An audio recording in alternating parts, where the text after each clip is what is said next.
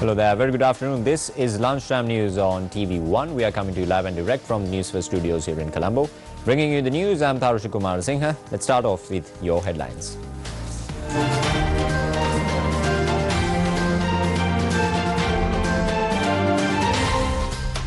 A message from Cardinal to the presidential candidates. ජනාධිපති ධූර අපේක්ෂකයන් මා මුණ නොගැසෙන බව දන්වා සිටිමි.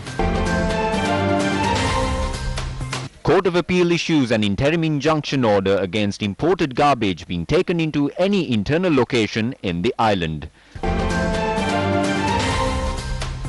Advice of the Attorney General sought for cases to be filed against the suspects of the April 21st attacks.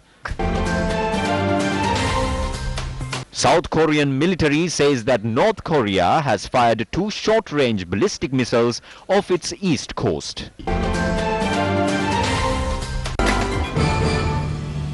On to your top story this afternoon, Archbishop of Colombo, His Eminence Malcolm Cardinal Ranjit expressed the following views on the April 21st attacks at a media briefing held at the Bishop's house today. අපේ ලංකාවේ විවිධ Reports of various commissions appointed are under the carpet. The people are unaware and you can't say that these are impartial. Those are prepared in favor of various groups. I strongly request for an impartial committee to be appointed to investigate into the 21st attack. When this commission is appointed, the President, Prime Minister and the opposition leader should work together. This commission should be appointed with their common decision. Now this issue is simply buried away by highlighting the elections. That is not suitable. We need the truth, not elections. I'm not saying elections are unnecessary, but this should be given priority. I request the government, the opposition and other political parties to not simply sweep this tragedy under the carpet, similar to the governments who were in power before, which destroyed national peace and strongly affected the economy and the tourism industry in the island. I request to reveal those who are behind hindering these investigations for over 3 months from the people. We did not see reports of the Ratupaswal incident and the murder of Roshan Chanaka. Without resolving these issues, I request the next presidential candidate who will be representing the government, the opposition or any other party to not meet me. මා මුණ නොගැසෙන බව දන්වා සිටිමි. ඒ අය මගේ ගාවට එන්න ඕනේ නැහැ. පළමුව කරන්න ඕනේ දේ කරන්න ඕනේ. ඊට පස්සේ තමයි හම්බ වෙන්න පුළුවන්.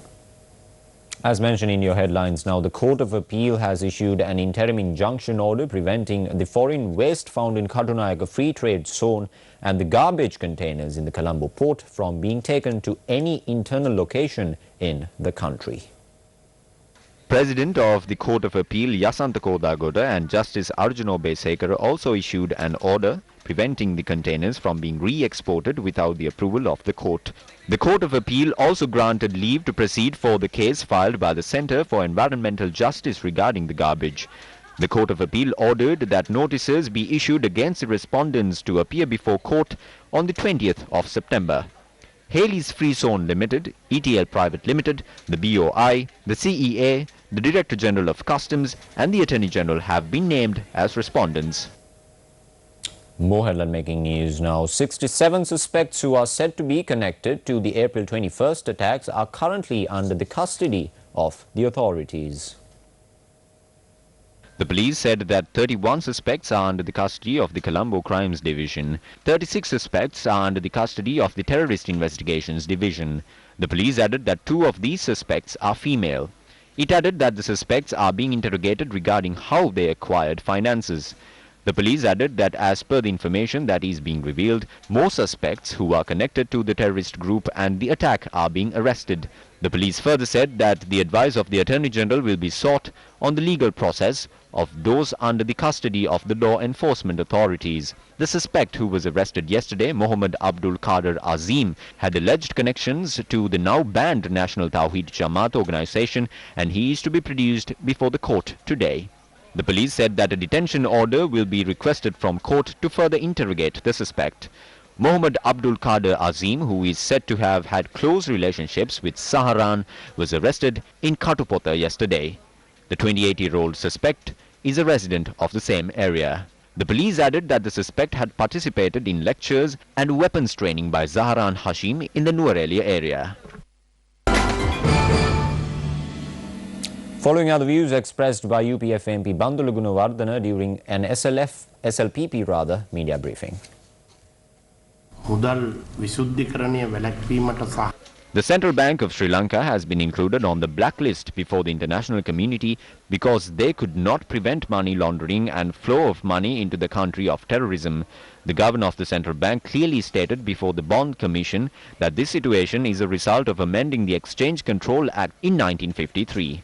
The Exchange Act, which do affect every single individual, is amended with no knowledge of the central bank. This was done by the Economy Management Commission headed by the Prime Minister. So the next dangerous stage of this is the draft bill, which will completely transform the operations of the central bank throughout history, isolating the bank and provide an upper hand for corruption. Once this bill is passed, the Secretary of the Treasury will not be appointed to the central bank. Then the Finance Ministry will run independently.